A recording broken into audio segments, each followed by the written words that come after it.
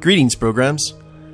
This is Wretch, and welcome back to Caverns of the Snow Witch. And no, your eyes are not deceiving you. This is the exact same game we've been playing, but there's this awesome option to go back and forth between this style, which is full color with the icy pages, and a retro look, like some sort of ancient tome with the etched artwork, which I think is just sick. I love that art style. So we're going to go ahead and go with this. We're back at the beginning of the book now. We have the same character that we rolled at the beginning because those were really good stats. We just have to make some better decisions this time, including never taking left turns. So we're working for Big Jim, and I believe the yeti creates a issue. So now we head off into the blizzard. Now we're here at the ice bridge, and we can choose whether to walk around the crevasse or cross the crevasse by the ice bridge. Now, I remember when we crossed the crevasse by the ice bridge, we had to fight those wolves. So let's see what happens when we walk around. You walk along the edge of the crevasse. The wind starts to howl, blowing flurries of snow into your face. You put your head down and stride into the wind. A dark shape suddenly looms out of the curtain of snow. A huge hairy mammoth stands before you, its long tusks curved out threateningly. Trumpeting loudly, it lumbers towards to attack. Okay, so I guess we had a choice between a mammoth or two wolves. And we must fight. It only has one skill lower than us, so we need to watch these dice rolls. So far, so good. Oh, whoops. I was looking at the wrong dice. There we go. Let's pop them. There we go. Nope. Ah, there's nothing we could have done there. We're going to take some chin music. I like that. Hopefully he doesn't have any brothers. And we both miss on that shot. Boxcars. Too bad there's no crit attack. And that's a dead mammoth. And we did win. It takes half an hour of hard walking to reach the end of the crevasse. You're now able to climb up further up the mountain, and the steep climb and the swirling snow combine to make the going slow. So chances are good we really should have tried to take the bridge, but it is what it is. So a blizzard's starting. You'd rather press on. I don't want to try and go through the blizzard though, so let's go ahead and add a bookmark here. And we're going to go ahead and use the sword to dig a shelter in the snow. And your body heat is retained inside the igloo and you keep warm. However, you must eat 2 portions of your provisions to regain your strength after the tiring walk and the effort of building the igloo. That's fine. Now we can go through the hut. We didn't do the hut earlier, or we went into the hut, but we didn't go through any of the stuff. So let's enter the hut and actually rummage through everything. So, let's go ahead and put some logs on the fire and warm up the cold stew. The fire is soon roaring and crackling in the hearth. The heat of the flames radiates through your body and you revel in the warmth. The stew is delicious and you feel your stamina returning and you gain 3 stamina points. Nice. That puts us at 19. With renewed energy, you decide to leave the hut and continue your quest. You're about to leave the hut and you catch sight of some weapons lying under the bed. Now, this one we did not take, so we'll go ahead and take a couple of them with us. You take a warhammer and a spear before leaving the hut, and I know there were some certain issues where a warhammer and a spear would be awesome to have. So now we follow the footprints into the snow. And the high altitude and thin atmosphere makes you pant for breath as you continue your steady climb. I don't think there's anything we can do with that stamina point. So, oh, there's the yeti. Oh, the yeti looks sick. Alright, so what are we going to try and do? Incensed by the vicious attack, you scream at the yeti and run through the snow to attack it. But first things first, let's go ahead and use a provision. Wait, the provision heals up 4, doesn't it? Let's not do that just yet. Are you carrying a spear? Yes, I am carrying a spear now. Carefully, you heft the spear in your grasp, aimed at the yeti. If you have frostbite in your sword arm, turn to 195. Which we don't. That might be an option when we went through the blizzard. Gripping the shaft tightly, you pull back your arm and hurl the spear at the snarling yeti. On a roll of 1, let's go ahead and bookmark this. Okay, we rolled a 1. Did we coup de grace him? Oh, whoops. Okay, that didn't work. So, let's go down here to the site of our other failures. Alright, let's not roll a 1 this time. There we go. I thought that was going to be a good thing. A spear flies through the air and thuds into the yeti's shaggy chest. It roars in pain but does not fall. You quickly draw your sword to fight the enraged beast. And the yeti has far less health than I think the last time we fought. So, let's keep going.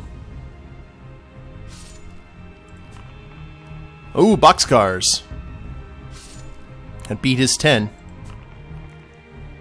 Let's pop the dice. We both missed. That was probably for the best. Gotta slam that table, guys. Flawless. And we won. Now you kneel beside with great effort. Now, I think we've done this already. Yeah, the legendary crystal caves. Find out all about the Snow Witch. Now, you make your way up the mountainside, rumbling the terrifying sound of an avalanche. Let's hope our luck holds out. Indeed. So, fortunately, the avalanche sweeps down a ridge adjacent to the one you are climbing. Now, okay, here we go. We are in the T-junction. I'm trying to remember what exactly we did, so we'll add a bookmark here. And let's turn right. No more left turns. The tunnel opens out into a small cavern which is empty apart from a brass bowl resting on top of an ice plinth. The bowl contains a yellow liquid and a wooden ladle. Well, yeah, let's go ahead and drink some of the liquid. Hopefully it's not like ogre pee. The liquid sends a glow through your body and you feel wonderfully warm. You have swallowed a potion made by the Snow Witch that keeps her followers from feeling the cold, and you gain 3 stamina points. The potion also cures frostbite. Any skill points that you may have lost because of frostbite are now restored. With renewed vigor, you walk back out of the cavern. Nice. Okay, so, right turns, always good. We will always go with right turns. The tunnel bends round to the right. As you turn the corner, you almost bump into a tall, pale-skinned humanoid coming the other way. So, this is the mountain elf that we have with the slave collar. Let's try and walk past him, instead of telling him that we're here to join the Snow Witch's followers. You nod your head at him and walk by nonchalantly. That is a good luck roll. The mountain elf does not suspect that you are an intruder and you're able to walk casually past him. The tunnel forks and you must decide quickly which way to go. You can hear the sound of running feet coming down the branch to your right. Alright, no left turns. You draw your sword and head down the tunnel. 2 goblins with ugly faces run into view, both wearing glowing metal collars around their necks. They see you in advance, snarling with daggers drawn.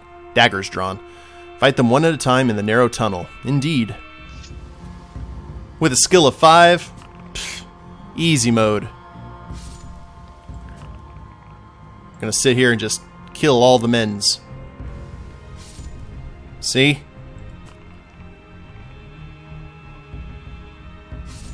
That's one goblin down. We're just gonna Leroy Jenkins our way through these guys.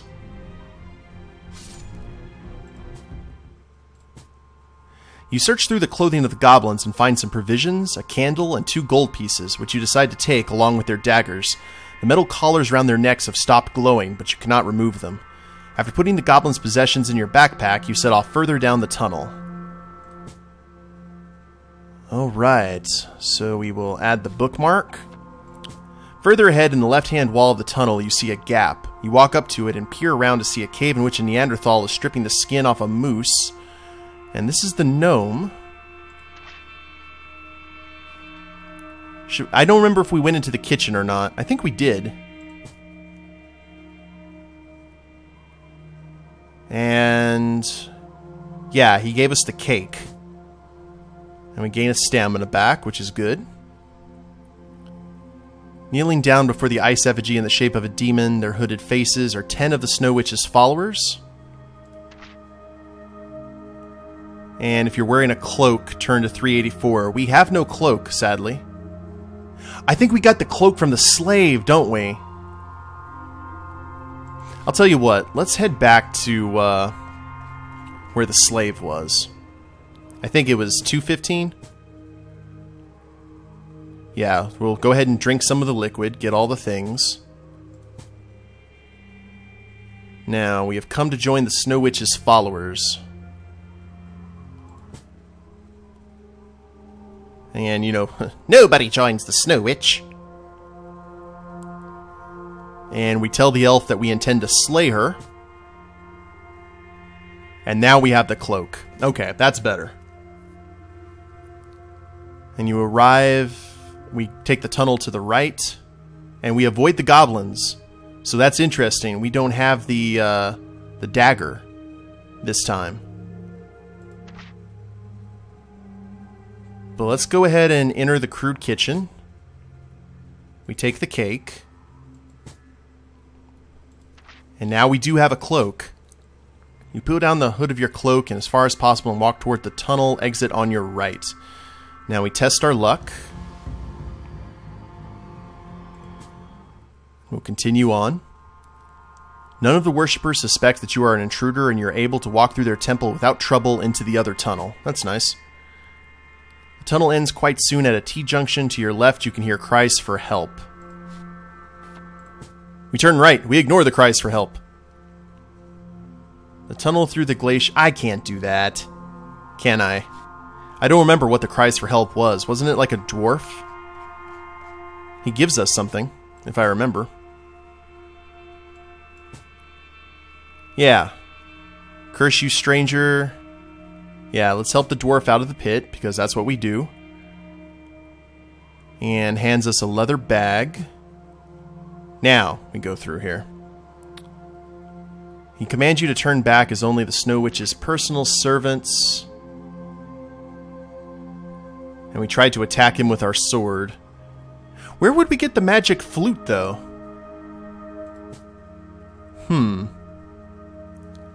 Now we're here fighting we're fighting the wizard again, and I think we need to strike the sorcerer to the right. Yeah, screams in pain.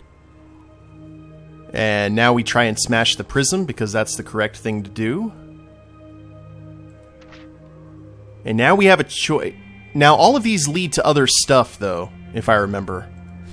Like, I think two of them, all of them lead to death points. Yeah, barring your retreat with the iron grill. Yeah, because we get stuck there, and that's if we take the turn to the left. And we can go into the skull. What about the right one? If you have one or more daggers.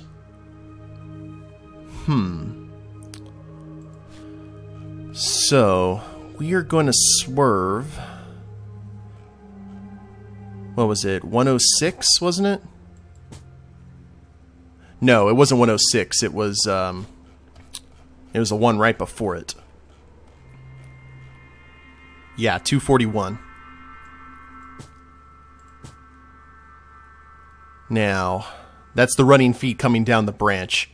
Yeah, we go ahead and head down and kill the goblins, and we're going to see what this does. So we'll slay the goblins once more.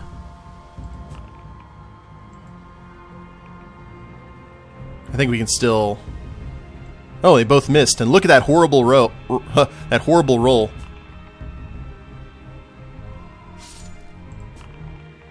Once more. Alright, one dead goblin. I think we can still hit him like this. Yeah, there we go. Okay. So we got the goblin possessions. And now we're at the ogre. Let's go ahead and bookmark. I want to try this new path that's going to open up. Let's see what happens if we can just creep past them. You wait. Alright. So, avoiding the goblin is, or avoiding the gnome and the Neanderthal is a bad thing. Because you might as well. If you'd rather attack the Snow Witch's servants. We can always try and attack them. Let's see what that does. You draw your sword, the gnome yells an order to the dull-witted Neanderthal, telling him to kill you. The Neanderthal grunts and stands up, pushing the table away from him. He picks up a carving knife and a stool as a shield and lumbers forward to attack. I don't want any of your cake. The cake is a lie. So far, so good. We seem to have him outskilled. One more ought to do it. Cool. The gnome does not want to end up like the Neanderthal and runs out of the cave, shouting for help. If you wish to search through the cupboards and risk the gnome returning with reinforcements, yeah, sure, why not? We seem to be doing good on our fight. The cupboards are full of pots, pans, bowls, and spoons. One cupboard is locked and you have to prise it open with your sword. It contains the gnome's personal possessions, a silver flute, a rune-carved wooden stick painted with blue and gold hoops, an old withered rose, and an old leather-bound book entitled The Secrets of Toads. So, here's our magic flute. How many can we get? I want the rune-carved wooden stick. Read the runes on the stick. Yes. The knowledge of runes is limited, but you put the stick in your backpack, hoping to decipher it later. So, let's blow on the flute. You blow into the flute and a jolly tune comes from it without your having to play a note. You decide to put the magic flute in your backpack. So one of these things is going to be bad for us, I almost imagine. But we have the steak and we have the flute now, guys. Smell the rose? Despite being withered, the rose smells fresh and fragrant. As you inhale, you feel as though you are breathing new life into your lungs, and you gain 3 stamina points. Huzzah! Now, if we read the book, we're going to turn into a toad, aren't we? Flicking up the clasp, which keeps the book shut, a tiny hidden needle grazes your finger. There's a poison on its tip to trap unwary thieves, and you lose 4 stamina points. Okay. So we figured we were pressing our luck there. So let's head back down here. We will leave the book alone. Bar have no need for book. So our mercy and wanting to eat the cake was our undoing in the last episode. So we are not wearing the cloak, however, because we did not take the elf's advice. So we're just going to go through here, and we may have to fight some cultists. Which is fine. You breathe in deeply and walk casually through the cavern towards the tunnel to your right. Nothing to see here, folks. You're almost at the entrance of the tunnel when the worshippers start their chanting. They stand up and one of them calls out to you asking why do you not stop to sing the praises of the Frozen One. If you have a magic flute, you can tell them that you have been ordered to go and play it for the Snow Witch. Oh yeah. Let's test our luck. We needed an 8, and we are very lucky. None of the worshippers suspect that you are an intruder, and you are able to walk through their temple without trouble into the other tunnel. Tunnel ends at the T-junction, and the left we hear cries for help. Let's go ahead and bookmark this. We'll turn to the left, help the dwarf out of the pit, and we have the Beware the White Rat. Leather bag and find a sling with 3 iron balls. Tunnel through the glacier student leads to a mountainside itself. And here is the gentleman. Oh, we have a choice. If we have a magic flute, you may wish to tell him that you have been asked to come and play it for the Snow Witch. This magic flute might get us all the way to where we need to. It's our golden ticket. The man nods his head and tells you to follow him. He walks toward the left-hand exit and points down the tunnel, telling you that the Snow Witch's chamber is at the end. No, the left one leads to death. So we're going to go ahead and attack him. The ugly man sneers. Yes, indeed. We strike the man to the right and smash the prism. Okay, now we're at a very interesting part here. So we take the tunnel to the right. These come down and we have the daggers from the goblins. So essentially what's happened, the iron grill blocks our way and a knob, which you realize must be pressed to lift the iron grill. So we use a dagger. You aim carefully between the iron bars and throw your dagger at the wooden knob. So we needed a 7, got a 7. The dagger hits the knob and the iron grill slowly starts to rise and we gain a luck point. You waste no time. You run under the grill, turn left, and keep going until you arrive at a crossroads. There's no signs of life from either straight ahead or from the branch to your left, but advancing toward you along the right-hand tunnel is a strange humanoid. Before you stands a crystal warrior. Yeah, one of the Snow Witch's personal guardians who has been sent to deal with you. He's made of quartz, which has been animated by the Snow Witch's sorcery. Edge weapons will not harm the crystal warrior. Your sword is useless. If you possess a warhammer, you may succeed in smashing the crystal warrior to pieces. Funny that, we do have a warhammer. The crystal warrior bears down upon you with surprising speed, and you have no choice but to protect yourself. Oh, we are equal on skill, so we gotta watch these dice rolls, guys. Pop it up. There we go. 11 to 10.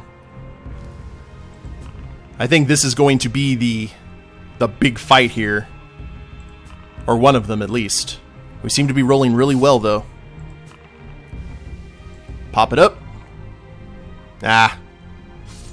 Not helping. Let's try that again. 8 to 8.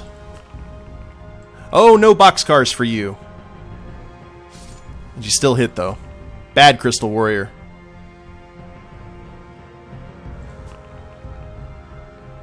7-7. We're just countering each other. Counter, counter, counter. Got him. Alright. We're getting there.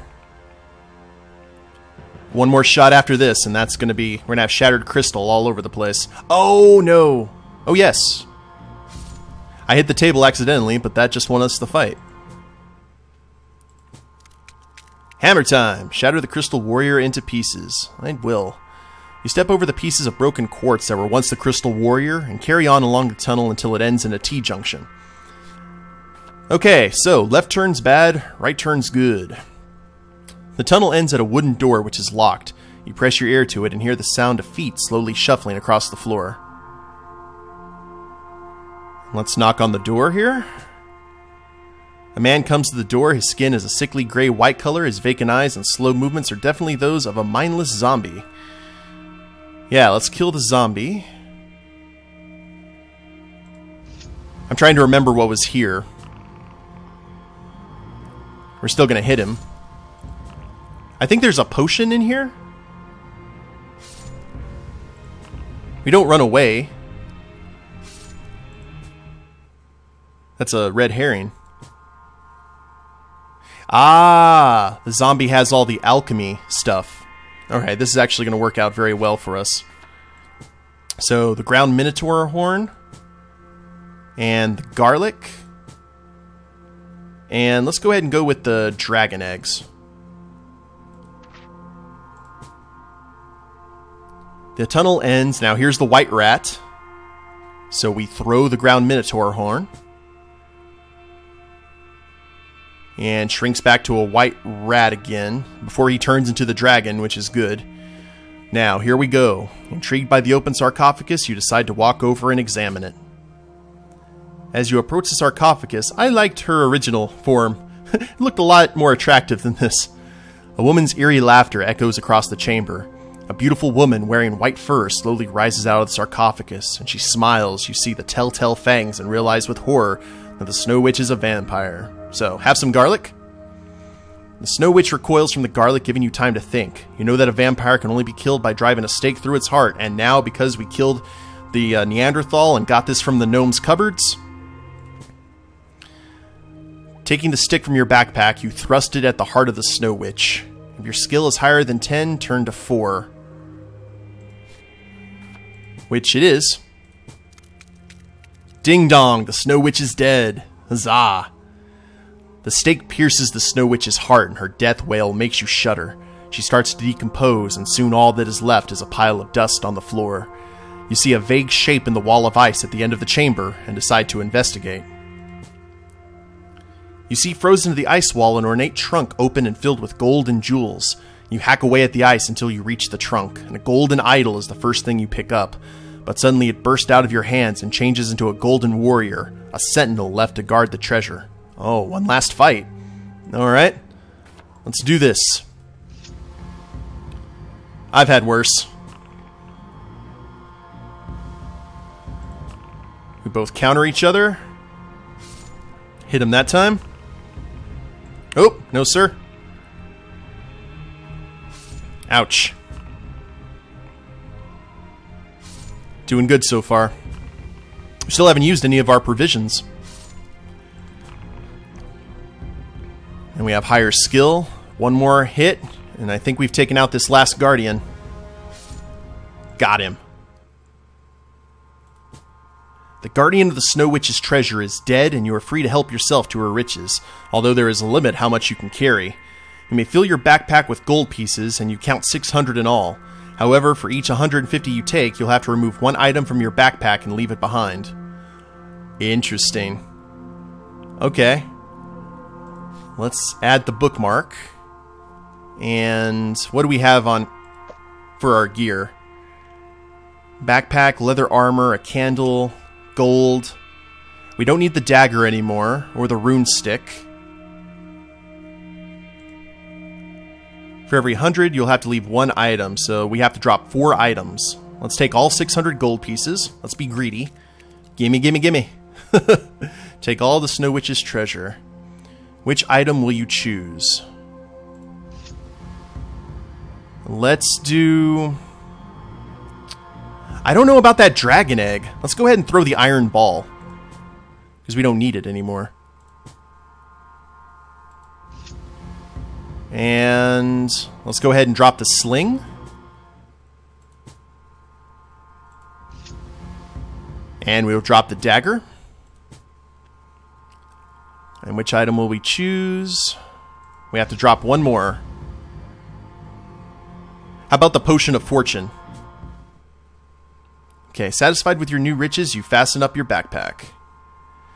Just as you finish filling your backpack, you hear the sound of running feet coming down the tunnel towards the chamber.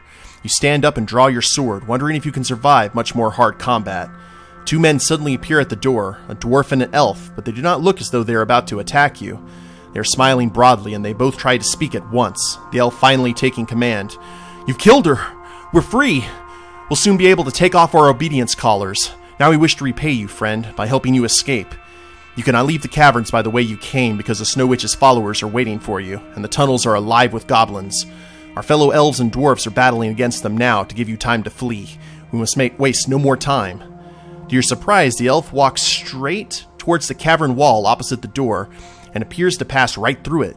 "Another of the Snow Witch's illusions," comments the dwarf, "an escape route she never got a chance to use. The trouble is, we've never used it either." The dwarf laughs to himself and walks toward the wall, you following behind.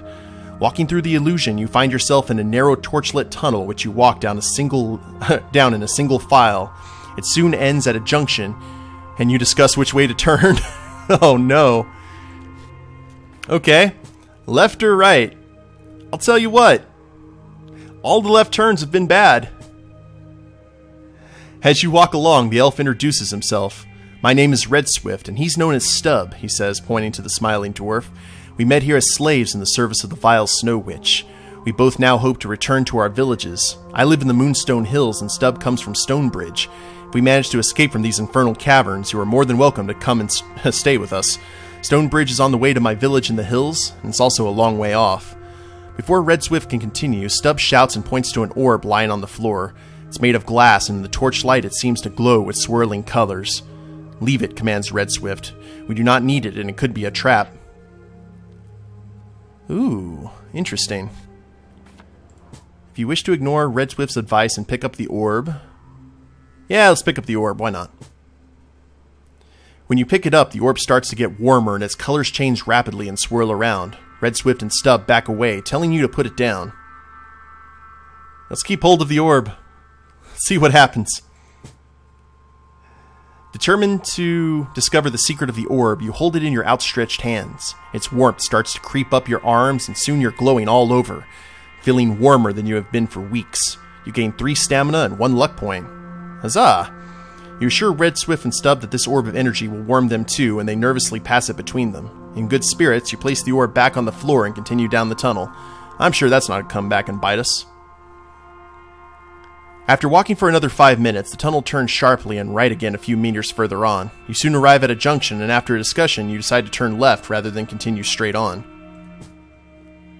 Placed against the left-hand wall of the tunnel, you see a large iron casket with a brass handle in the shape of a serpent. No one volunteers to open the casket, so you decide to draw lots. Interesting. Unfortunately, you draw the short straw. You lose 1 luck point. As soon as you touch the casket's handle, it comes to life. An asp wraps itself around your hand, and before you can shake it off, it sinks its poisonous fangs into your wrist. The deadly bite causes you to lose 4 stamina points and 1 skill point. Ew. Well, hold on. I've got provisions. Get ourselves back up to 20. If you're still alive, you manage to stagger down the tunnel. The tunnel soon ends at a T-junction. I'm getting so sick of these T-junctions. Stepping into the cross passage, you bump into a primitive-looking man wearing furs and carrying a large stone club. He's a caveman. You draw your sword and tell Red Swift and Stubb to head quickly down the right-hand tunnel while you deal with the caveman. Alright, 1 more fight for the day. Skill of 8. I'm a little bit more skilled than you, I'm afraid. Not by much, though. Because we did lose a skill point. I'm going to take this guy out. At least attempt to.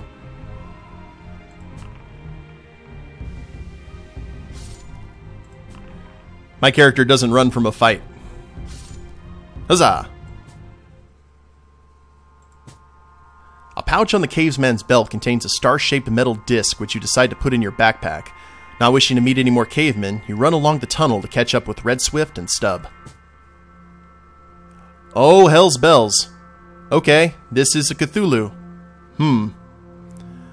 Alright guys, well, we have ran into something straight from the bowels of R'lyeh. And we'll continue in the next episode. I don't know how long the next episode will be, but it should be interesting. Hope you guys have enjoyed it. If you liked the episode, go ahead and click like down below, subscribe to the channel, leave a comment, that'd be a big help, and we'll see you next time. Later days, everyone.